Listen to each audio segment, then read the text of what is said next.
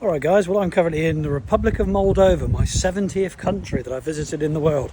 What I thought would be good fun to do is rank all of those 70 countries from bottom to top about which ones are my favourite.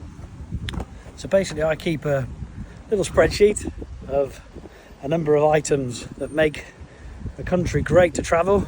The beauty, cost of living, friendliness of locals, food, drink, things to do, transportation, safety, cleanliness, those sort of attributes that any country can have.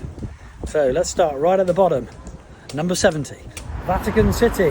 Well, this one props up the other 69 ahead of it. Vatican City, unless you're a Catholic, there's not really a great deal to do and see. Of course, you can go and visit St. Peter's Square. You can try and get a glimpse of where the Pope lives, but the massive queue to get in there, when we went, some sort of 13-14 years ago, it wasn't for me. So Vatican City, not much to do. Number 69 is Brunei. Now I like a bit of a drink, and Brunei is pretty much the only country I've been to where you can't get a drink legally or otherwise, so not much to do in the evening.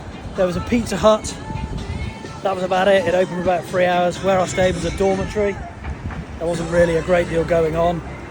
Though I did meet one very friendly person, a lady called Nancy from Malaysia. I was trying to get myself across to a terminal to catch a bus to get across to Borneo. And a lovely lady called Nancy from Malaysia, as I got on the wrong bus, she hitchhiked. So maybe Brunei had some more friendly people. I was only there for 24 hours. Would I go back? Probably not, unless I was going to Borneo. It's quite a cool way to arrive. Number 68. China. Well, not really sure what China's got outside of Shanghai, so this is pretty poor ranking really. I need to go back and see the huge land mass that is China. I went to Shanghai for 6 nights to go and watch the golf actually. I won some money on a bet and decided to go and watch the World Golf Championship in 2014, and that was the event where Bubba Watson won out in the end if you're into your golf. I didn't personally get on with China. The locals I found were too busy spitting everywhere, and general cleanliness, although Shanghai was quite clean, I just didn't connect with China in the same way that perhaps I have an India or a Pakistan, those sort of similar Asian countries in terms of numbers of people, quite chaotic. And I'm also not a fan of Chinese food, so sorry China, I need to go back. If I go back, I've no doubt whatsoever you'll go up the list, but for now, you're in number 68. Number 67, Bulgaria. Again, a place I've only been to once. I was there with work in 2018, and I actually drove across from Romania and stayed in a little town on the border called Rus. So I went across the Danube in a hire car. Great experience. The drivers in that part of the world are total lunatics. I didn't dislike Bulgaria, but I wouldn't go back to the place that I visited, and that's what this personal sort of ranking system is about. The locals, they weren't massively friendly. What were the positives? The weather was good, it was cheap for the food and the drink, and then very oddly in the hotel, if you're a single man, which I wasn't, all of the hotels had fairly X-rated content on the TV, whichever channel you put on. So no chance of BBC News or Sky News, but if you wanted some X-rated stuff, Rus in Bulgaria, that's your place. Next on the list is Liechtenstein. Again, another country that's got nothing really wrong with it. It's just not got a lot going for it either. It's quite beautiful, I'll give it that. It's in a sort of gorge on that sort of Swiss-German border area. Again, I only went there once with work, at an overnighter there whilst visiting a customer again in sort of 2018 time. What was good about it, other than the views, it was quiet and it was safe. Other than that, food and drink was expensive. Many of the bars seemed to close very early on in midweek. And yeah, really, would I go back? Maybe to walk across it one day, but otherwise, tick a box and move on. Next on the list is Monaco. Now, Monaco, you think of the Grand Prix, right? We were there a day before practice started, so you'd think that would be quite cool, but actually it was quite hard to get around. All the streets were closed off, or many of the streets were closed off, and then public transport, my goodness me, we were boarding the train back to Nice, and you'd think that Monaco would be quite an affluent place, quite polite people. Oh, it was a scrum to get on the train. It was like something you'd see in the subcontinent.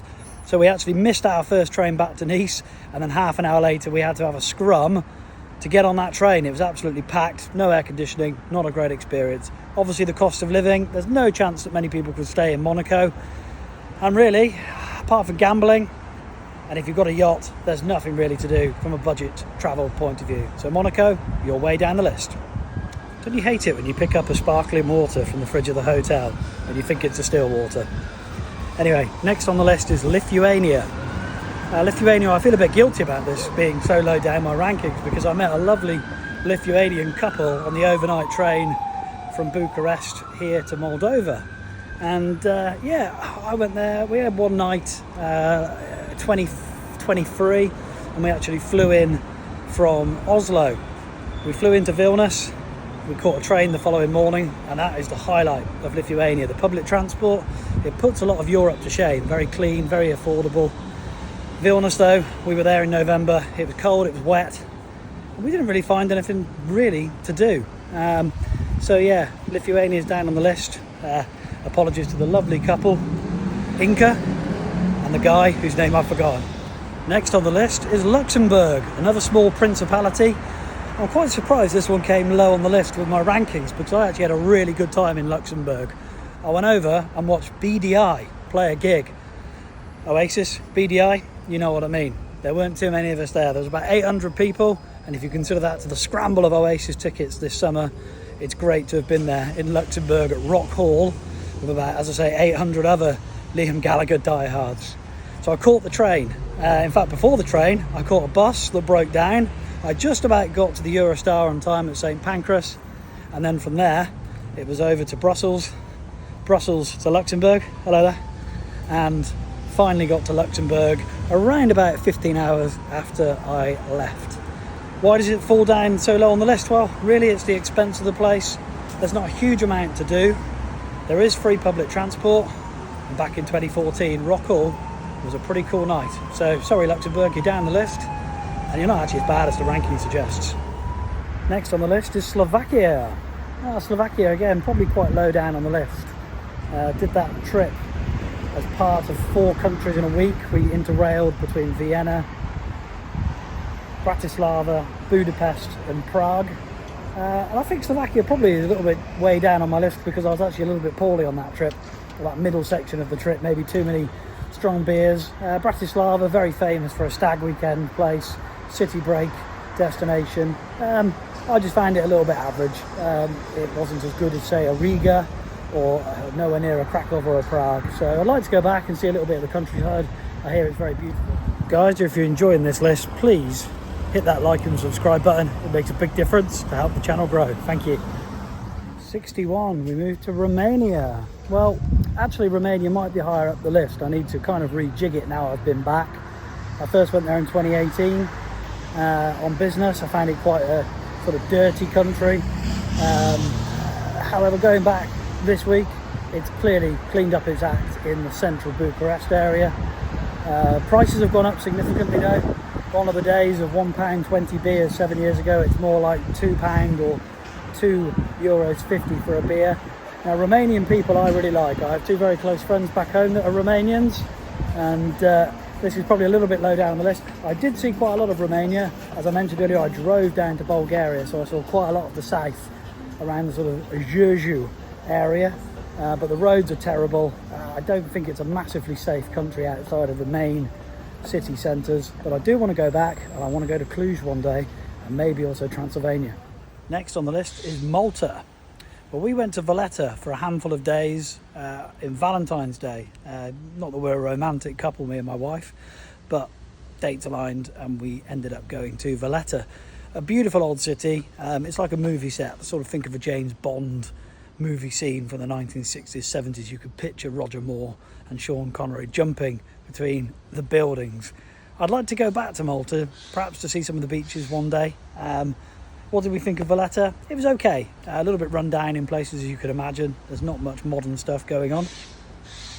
We walked past some random old Soviet missiles here in Moldova. So Malta, decent weather, decent food, friendly enough people.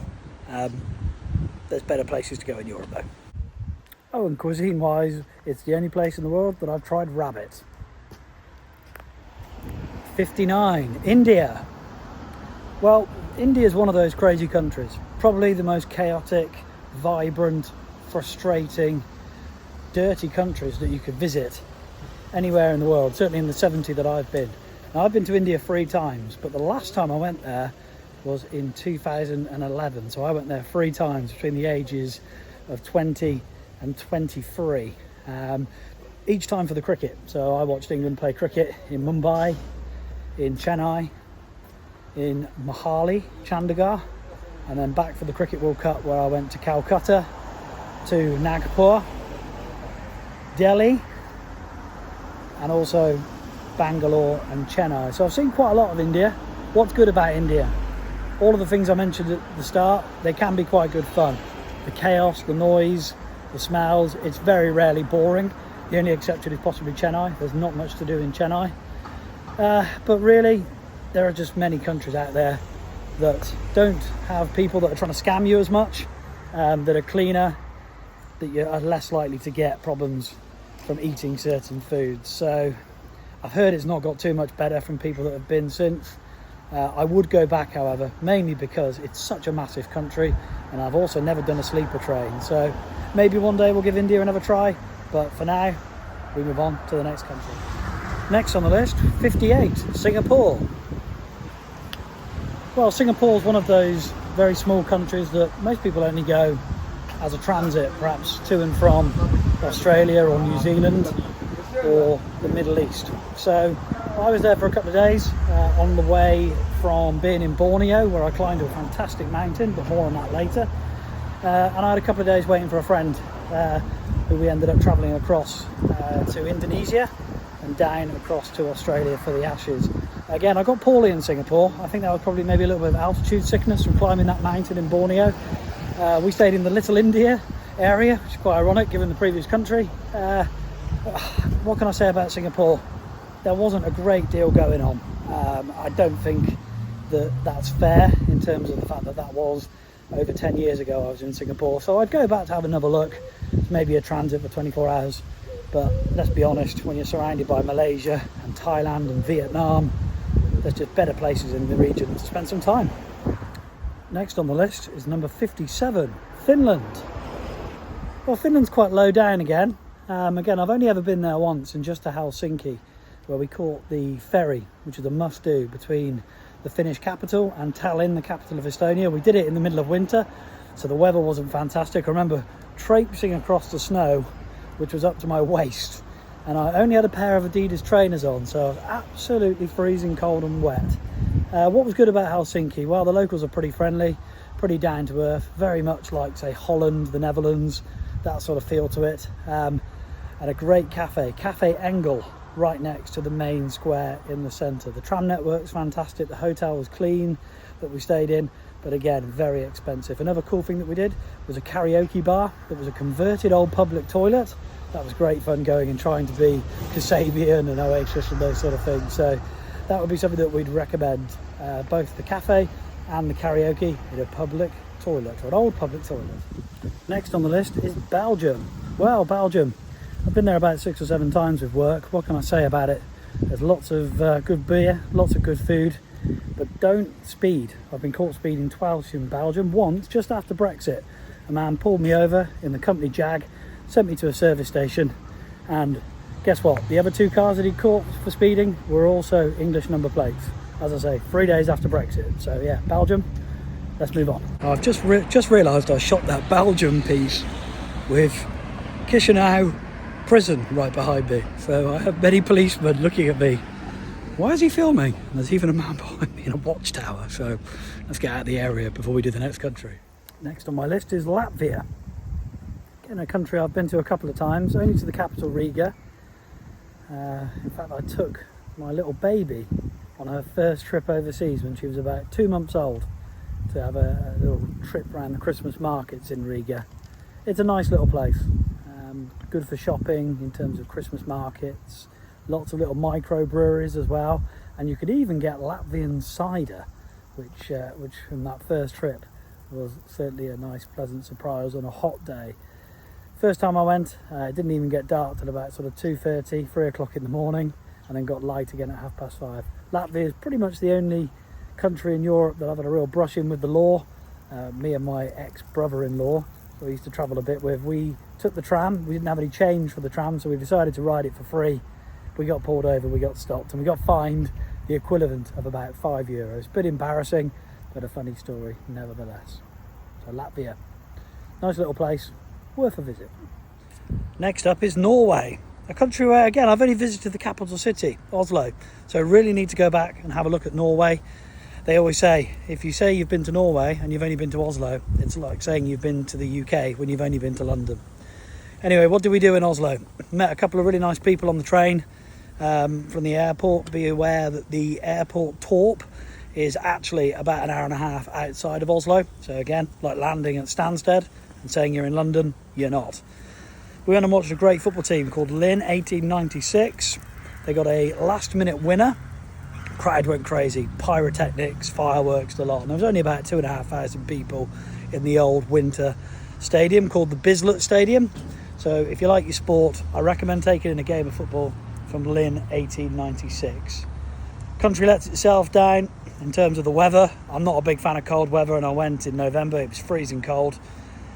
Food and drink prices are obviously pretty extortionate.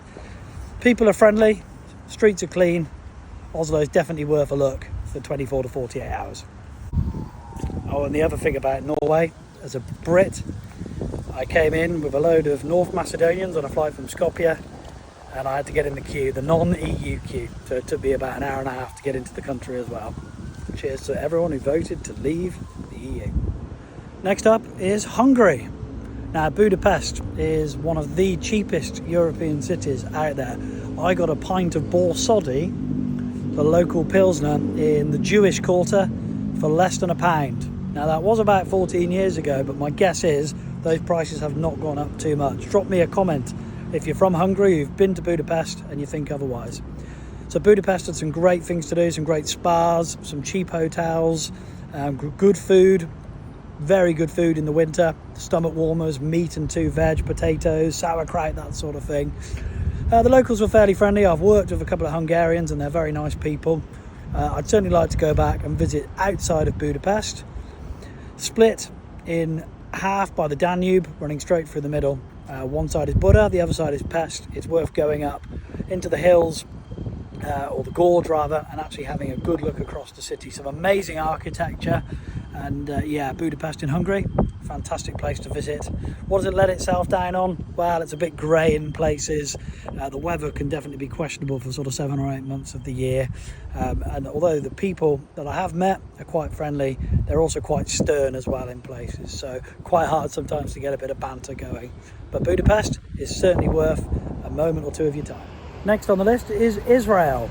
Well, this ranking system I set up was kind of done before the issues when Hamas came over the border and brutally killed a number of Jewish Israelis.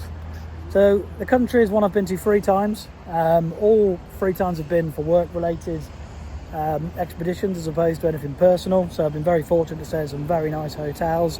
I recommend the German Quarter in Haifa and also the outskirts of Tel Aviv near the airport. There's some fantastic places to visit.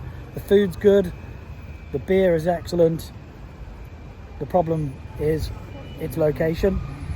I don't think you'll ever be 100% secure in a country like Israel. I personally felt very safe. Would I go back there at the moment in mid-2025? No, but hopefully one day I'll be able to go over again. If not for business, then for pleasure.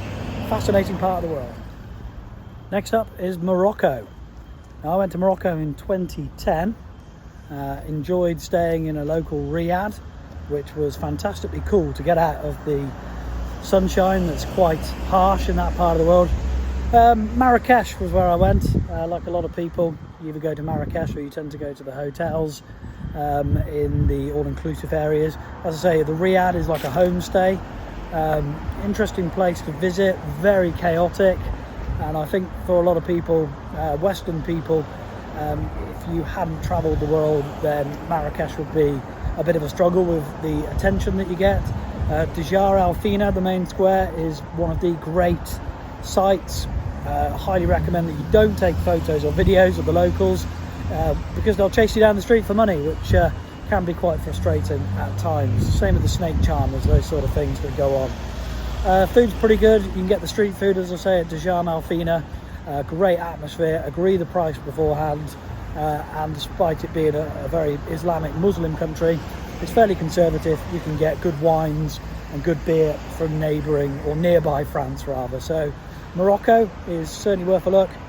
Marrakesh, keep your wits about you, don't take it too seriously, and you'll enjoy it. Next up is Austria. Now Austria again is somewhere that I might need to revisit some of my markings, because in my mind Austria should be higher.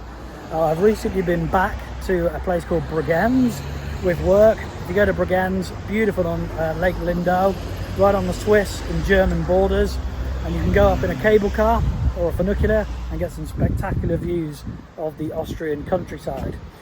First went as part of that trip that also took in Slovakia and 2 other countries, including Hungary that I've spoken about. And Vienna was a massive city, much bigger than I had in my mind when I pictured it before I visited. Metro system's fantastic. You need that in Vienna. It's not a walkable city. You need to catch the metro, the tube, just like you would in, say, a London, and get around. Good food, good beer, beautiful countryside. Austria probably should be a little bit higher in my rankings, so I'll have to have a revisit. Number 49, we move on to Serbia.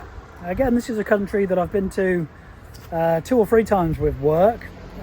Belgrade is a fascinating old city, lots of history, great food, lovely beer, beautiful women, beautiful men as well, very handsome people, very strong people in the capital city of Belgrade. Obviously with that history that it's got, not all of it pretty, I must say. There's a lot of old grey stoic Soviet old buildings in Belgrade. I've driven out of Belgrade into the countryside of Serbia, about sort of 2 hours past Novi Sad, and it's very rural in places, very old-fashioned, and I imagine that there's parts of Serbia that are in that countryside that have not changed in 200 or 300 years, which is quite refreshing for Europe. Serbia itself, its capital Belgrade, it's quite polluted, so that's something just to bear in mind what time of year that you visit. I visited in summer and winter, and I actually prefer it in winter. And just one other thing, Serbia was another place where I nearly got caught for speeding. Came out of a really good meeting with my customer. I hit the road and I was in this Volkswagen diesel 2-litre engine. It went like smoke. Came out of the little village, hit the main road, and there was a copper right there in the middle of the road with a speed camera. He got in his car, chased me down the road. I panically got my passport out and the papers, and he realised I couldn't speak a word of Serbian. He couldn't speak a word of English, so he waved me on. Thank you to that man. Next up we have Jamaica. Well, I went to Jamaica in 2009 and I didn't go to Montego Bay or Ocos Rios. I had a week in Kingston, Jamaica, where it's one of the world's most dangerous cities. And at the time it was the murder capital of the world in terms of the amount of per capita, I think is the saying. We went for the cricket. It was pretty sketchy, but some great nights out. I remember meeting a guy called 46 who was about 7 foot tall, looked like a basketball player. He took us to the Esso garage to buy some red stripes and play dominoes with the locals. We did get into a bit of bother. We were travelling down the road to try and find a bar, a local bar, and a gentleman who was a solicitor called Howard Hamilton, I believe his name was. He picked us up in his SUV and said, "You do not want to walk around here, there are gangs." We looked right, we looked left, there were the oil drums blocking the entrances to the neighbourhood, and we very quickly realised that we were not in a part of town that we should have been. Similar, with the police going by right on time here in Moldova. So yeah, Kingston, Jamaica, great experience. I also had a death threat, that's come back to me as well. We were in a hotel and there was a Bob Marley tribute act, and the guy was clearly stoned off his head, and he said, "Come on in, have a look." And we had a look and we decided it was a bit crap and he wasn't going to let us go without money. So yeah, Kingston, Jamaica, sketchy week, but great experience. I would go back. Well, I've pulled over for some lunch after that walk, so let's move on to the next country, and we're going to move on to Albania. Okay, Albania I visited this year with my family. It was a pretty good trip actually, really enjoyed the Albanian experience. Tirana is crazy, the traffic in Tirana is like hardly any other place in Europe. Locals are fairly friendly, they'll certainly be helpful. I did meet a fantastic cab driver who spoke Italian to me for the entirety of our sort of 2 days that we spent together. Get yourself up to the Dash T Express cable car. That really is a brilliant experience, going up into the hills overlooking Tirana. Get yourself a nice Airbnb if there's a few of you staying. That will work out nicely. Food and drink is very manageable in terms of the cost. So Tirana was a thumbs up from me. Well, next up is Denmark. Again, a place I've been to, just the capital city, Copenhagen. Caught probably the cheapest flight that I've ever had in my life, £19.99 to fly from Stansted to Copenhagen. And the reason was to go and watch a Liam Gallagher concert. And the best story, or the most interesting story about this trip, other than the gig, which was great, was I boarded the flight and there was a Western guy wearing a mask. And it was about a week prior to COVID breaking out in Europe. So I referred to him at the time on my Facebook as Crazy Stansted Man Knew what was coming. So yeah, it was an interesting experience, and it was my last trip before the world stopped for 3 years. So Denmark, worth a look, good beer, decent food, pretty expensive. For me, it was the country that stopped travel for several years. Alright guys, well, I'm no massive vodka drinker, but when in this area, just over the border from Ukraine here in Moldova, you've got to do what the locals do. So £1.20 for a vodka, Corteska, let's give it a try.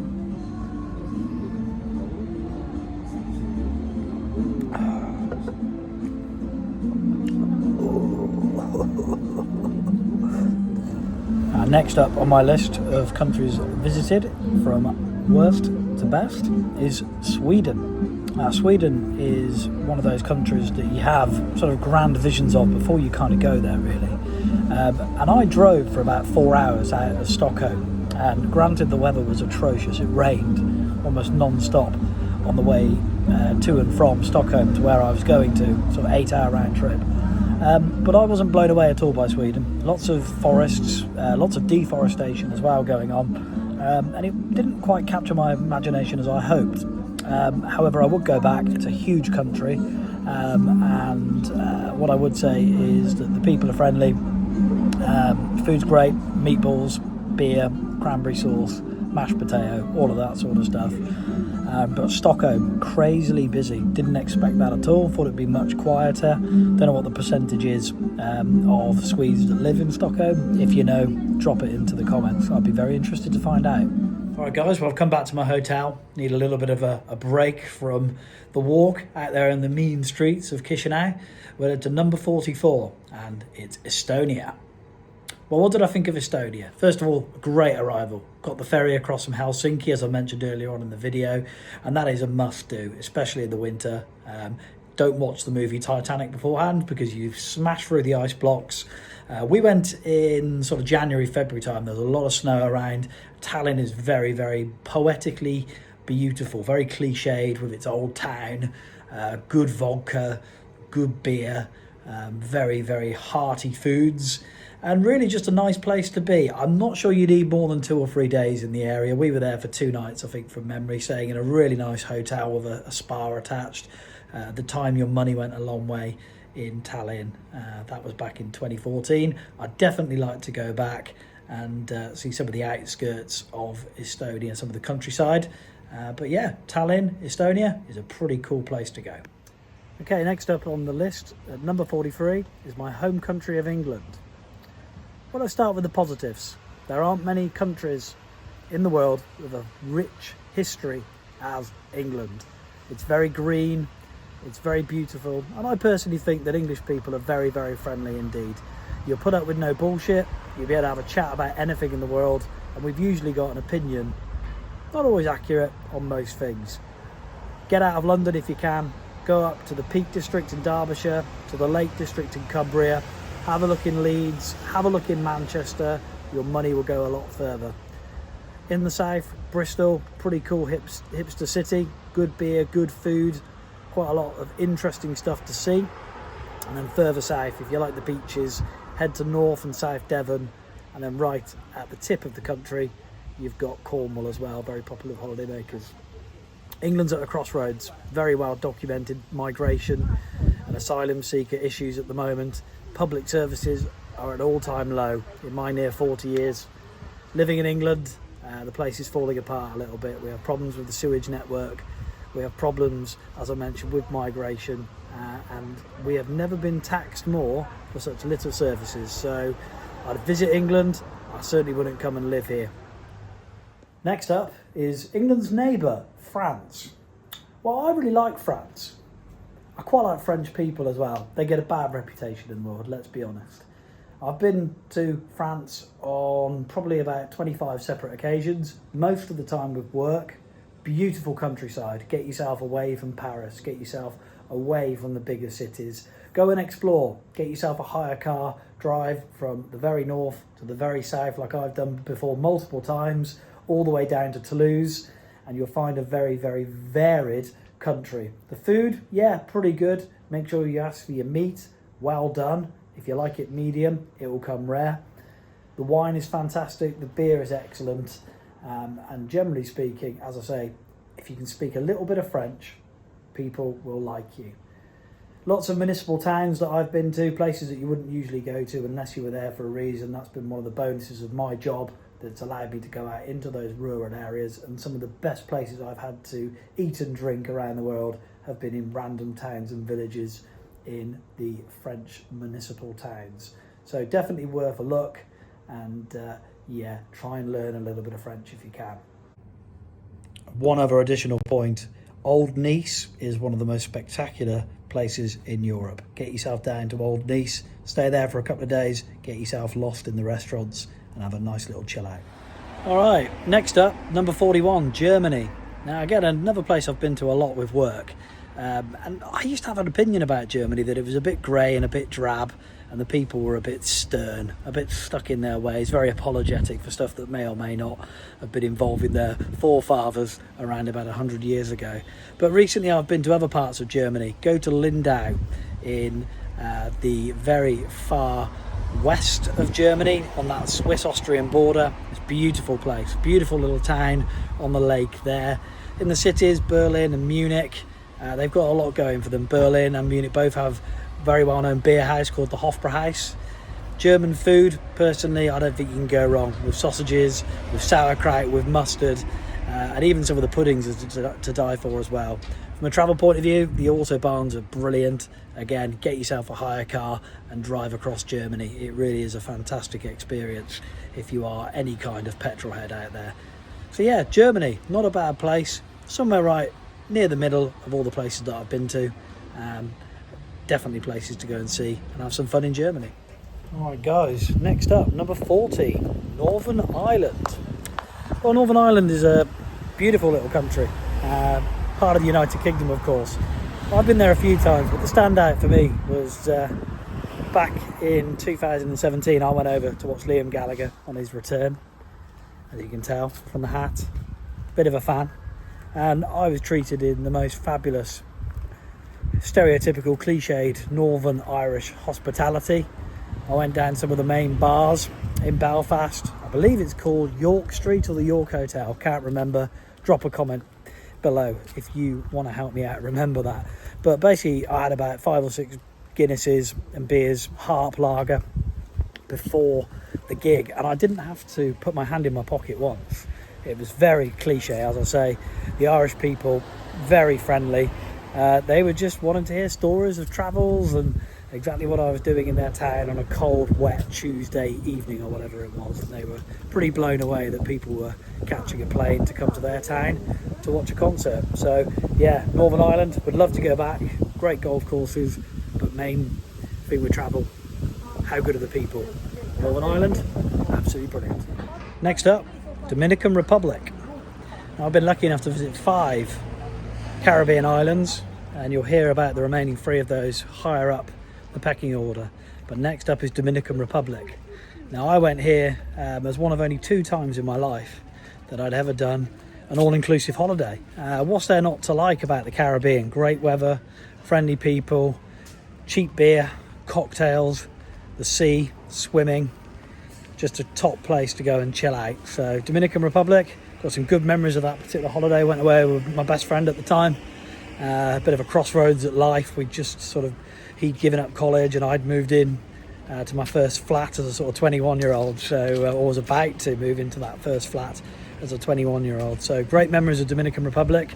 Went to the casino most nights.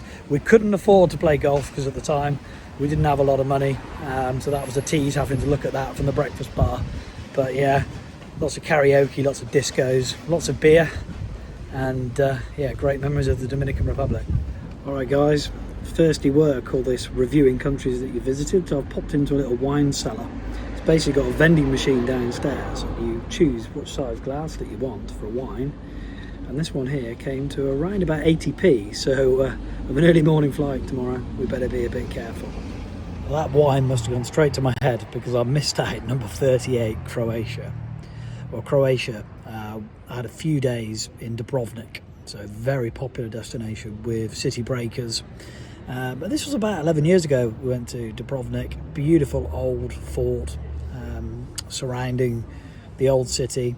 They filmed some big movies and TV series there in the past. It really is a very easy on the eye location. We went in early summer. I wouldn't recommend it in high summer. I'd go back to Croatia. Would love to do the islands like Hvar Island, Korčula, and also the mainland for Split. One of the last European cities I've got to go to is Bosnia, or the last countries rather is Bosnia. It's quite an easy way to get to Bosnia is from Split. So I'd imagine I'll be heading back to Croatia in the next 12 months or so. Next up on the list is Egypt. Now this is a country that is absolutely perfect for some winter sunshine from the UK. We have some pretty gnarly winters now in the UK, very cold. I've only been to Sharm el Sheikh. It's definitely not everyone's cup of tea, but the price of the holiday, the excellent hotel, the friendly nature of the staff, and the fact that, as I say, it can be 25, 30 degrees, and there's no motorbikes either speeding down the beach at Sharm el Sheikh like there is here in Chisinau. So Egypt, yeah, nice place, worth a look in the winter. Probably wouldn't go in the summer. Some of the most crystal clear seas that you will see. Worth a look, as I say. Great prices and friendly people. And one other thing about Sharm el Sheikh, it's brilliant if you've got kids and they enjoy swimming pools. You can chuck them in there all day, sit back and have a few mojitos yourself, and then when you need to cool down, jump in and join them. You can't go wrong. Right guys, well, I can get myself another 80p glass of Moldovan white. Next on the list is the United Arab Emirates. Okay, well, I had 2 weeks in the UAE in January 2012, and what's quite funny about this is if you were to ask me about the UAE, I'd say it's a bit of a Marmite country. You either love it or you hate it. So for me to have it pretty much smack, this wine's very strong, to have it pretty smack bang in the middle kind of sums up this sort of travel list really. It's very much unique and individual to me. I didn't like Dubai particularly, but I did like Abu Dhabi. Some good winter sunshine. Obviously you want to avoid it in the summer if you can. There's some great golf, there's some brilliant hotels for very, very good prices. The food is really good. You can get the Western cuisines, you can get the Asian cuisines given the very high level of immigration. If you get the chance when you are in Dubai, go up to the north of Dubai with the creek and a place called Deira, where you can sort of watch a lot of asylum and refugees and workers from the likes of India and Pakistan playing cricket. It's quite a cool place to watch the sun go down. Lots of skyscrapers, obviously lots of money in places as well. I didn't mind it, somewhere in the middle, and I'd definitely go back, probably with my daughter, just to see how much it's changed in the last sort of 15 years or so. And then finally, for the top half, we come to the Republic of Ireland. Now most people who go to Ireland, they'll go to Dublin. They'll complain about the prices, and rightly so. It's a very, very expensive city. For me, I suggest go west.